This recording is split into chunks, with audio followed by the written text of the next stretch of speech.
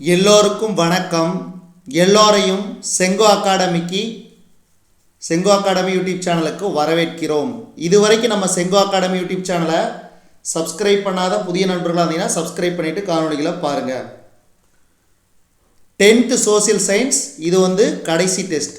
இதில் மொத்தம் 69 வினாக்கள் தான் இருக்குது. முதல் கேள்வி, இந்திய பொருளாதாரத்தின் வேளாண்மை துறையை எவ்வாறு அழைக்கலாம்? முதன்மை துறை. விவசாய பண்டங்களின் உற்பத்தியில் இந்தியா டேஸ் பெரிய நாடாகும். இரண்டாவது, பொருளாதார வளர்ச்சி என்பது பொருளாதார முன்னேற்றத்தின் ஓர் அம்சமாகும் என்பது யாருடைய கருத்து? அமர்த்தியா சென். இந்தியாவில் 5 வயதுக்குட்பட்ட டேஸ் குழந்தைகள் ஊட்டச்சத்து குறைபாட்டுடன் உள்ளனர். 44%. உலக வர்த்தக அமைப்பின் தலைவர் யார்? WTO, வேர்ல்டு ட்ரேட் ஆர்கனைசேஷன் தான் WTO. இதுக்கு சரியான விடை தலைமை இயக்குனர். இந்தியாவில் காலனி ஆதிக்க வருகை. போர்ச்சுகீசியர், டச்சு, ஆங்கிலேயர், டேனிஷ், பிரெஞ்சு. காட் முதல் சுற்று நடைபெற்ற இடம். காட்டின் முதல் சுற்று நடைபெற்ற இடம் ஜெனீவா. இந்தியா எப்போது டங்கல் திட்டத்தில் கையெழுத்திட்டது? 1994. 1632 ஆங்கிலேயர்களுக்கு கோல்டன் ஃபயர்மேன் வழங்கியவர் யார்? கோல்கொண்டா சுல்தான். வெளிநாட்டு முதலீட்டு கொள்கை அறிவித்த ஆண்டு? July August 1991.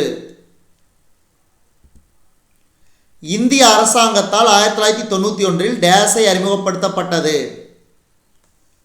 புதிய பொருளாதார கொள்கை. உலகமயமாக்கல் என்ற சொல் யாரால் அறிமுகப்படுத்தப்பட்டது? Theodore Levitt. உலகமயமாக்கலின் 3 நிலைகளில் கீழ்கண்டவற்றுள் தவறானது எது? கடைநிலை உலகமயமாக்கல். இடைப்பட்ட உலகமயமாக்கல் காலம் என்று அழைக்கப்படுவது எது? 16ஆம் நூற்றாண்டு. 1610ஆம் ஆண்டு புலிக்காட்டில் தொழிற்சாலையை நிறுவ யாரிடம் அனுமதி கேட்கப்பட்டது? சந்திரகிரி அரசர். இந்தியாவில் டச்சுக்காரர்களின் தலைமையிடமாக இருந்தது எது? புலிக்காட். பிரெஞ்சுக்காரர்களின் தலைமையிடமாக இருந்தது எது? பாண்டிச்சேரி. இந்தியாவில் எத்தனை பெரிய பன்னாட்டு நிறுவனங்கள் உள்ளன? 15. காட் என்னும் ஒப்பந்தம் எந்த ஆண்டு உருவாக்கப்பட்டது? 1947ஆம் ஆண்டு. டங்கல் வரைவிற்கு எப்போது ஒப்புதல் அளிக்கப்பட்டது? ஏப்ரல் 15, 1994. காட்டின் எந்த சுற்று இறுதி சுற்று என்று அழைக்கப்பட்டது? 8வது. உலக வர்த்தக அமைப்பில் தற்போது உள்ள உறுப்பினர் நாடுகளின் எண்ணிக்கை என்ன? 164 நாடுகள். உலக வர்த்தக அமைப்பின் தலைமையகம் எங்கு அமைந்துள்ளது? சுவிட்சர்லாந்து. டேஸ் என்பது விரும்பிய அளவுகளில் உணவு இருப்பு இருப்பது, உள்நாட்டு உற்பத்தியில் இருப்பில் மாற்றங்கள் மற்றும் இறக்குமதி பற்றிய ஒரு செயல்பாடாகும். உணவு கிடைப்பது. தாங்கி இருப்பு என்பது உணவு பங்கு தானியங்கள் அதாவது கோதுமை மற்றும் அரிசியை டேஸ் மூலம் அரசாங்கம் கொள்முதல் செய்கிறது. எஃப்சிஐ. எது சரியானது? மேற்கூறிய அனைத்தும் சரியானது.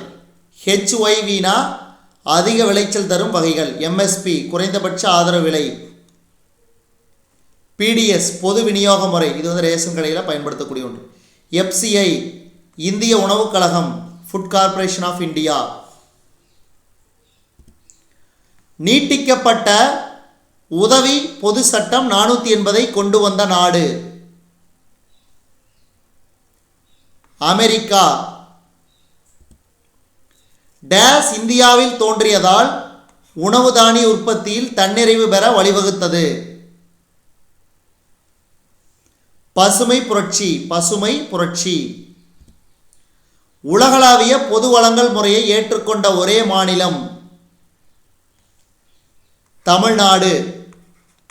ரொம்ப ரொம்ப முக்கியம், வெரி வெரி இம்பார்ட்டன்ட், அடிக்கடி கேட்பாங்க.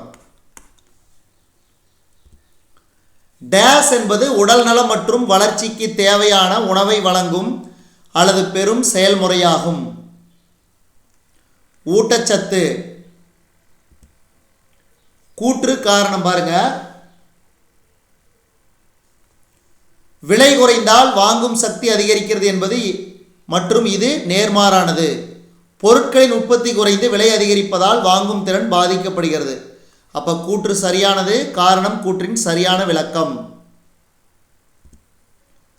முதலமைச்சரின் விரிவான சுகாதார காப்பீட்டு திட்டத்தின் மூலம் உடல் நலம் வழங்கும் நோக்கில் டேஸ் ஆம் ஆண்டில் தொடங்கப்பட்டது. 2011-12. மனித ஆரோக்கியத்திலும் நல்வாழ்விலும் டேஸ் முக்கிய பங்கு வகிக்கிறது. ஊட்டச்சத்து. ஊட்டச்சத்து. 2014 முதல் 2017 வரையிலான காலங்களில் வறுமை ஒழிப்பதில் தமிழ்நாடு முன்னிலை வகிக்கிறது. கரிம மற்றும் ஏற்றுமதியை கட்டுப்பாடுகளை நீக்க அரசாங்கம் முடிவு செய்துள்ளதை அறிவித்தது. புதிய விவசாய கொள்கை. புதிய விவசாய கொள்கை. உணவு நிலையை சீர் செய்ய ஏறத்தாழ டேஸ் ஆண்டுகள் ஆனது. 65.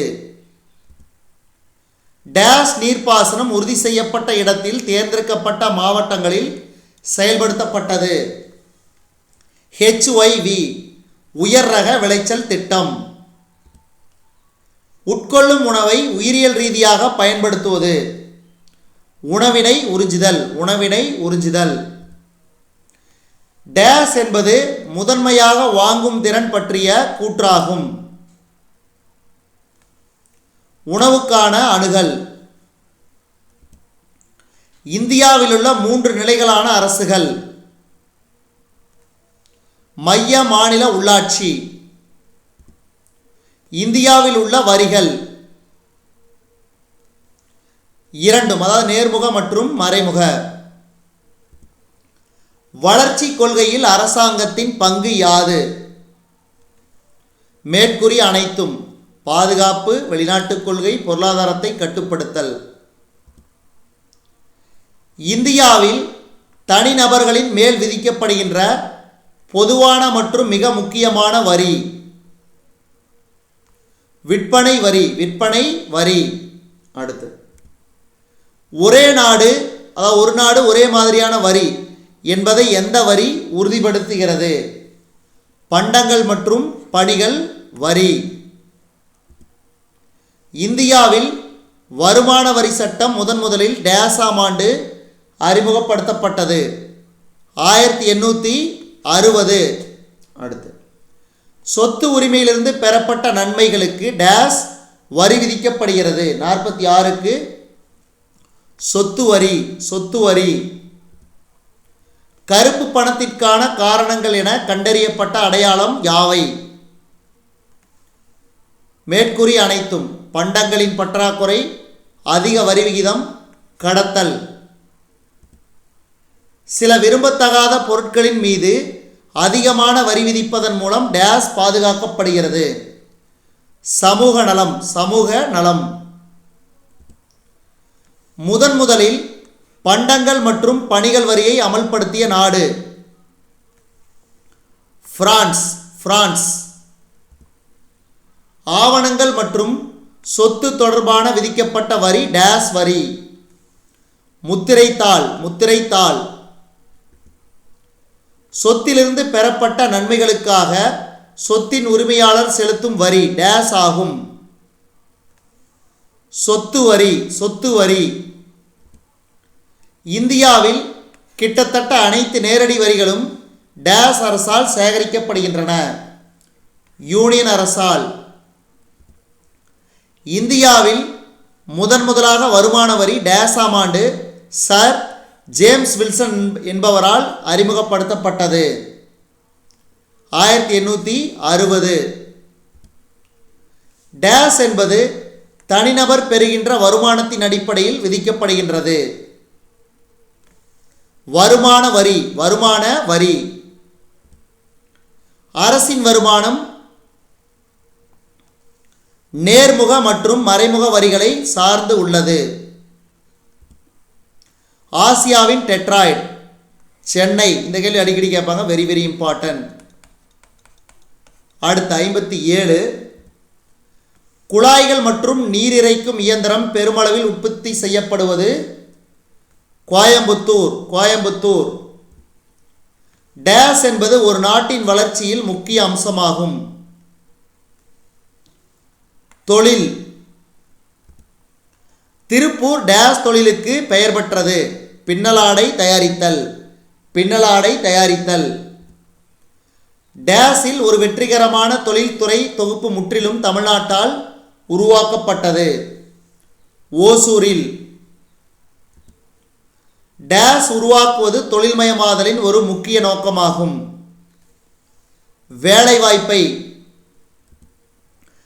தொழில்மயமாதல் ஒரு நாட்டின் டேஸ் பாதுகாக்க உதவுகிறது?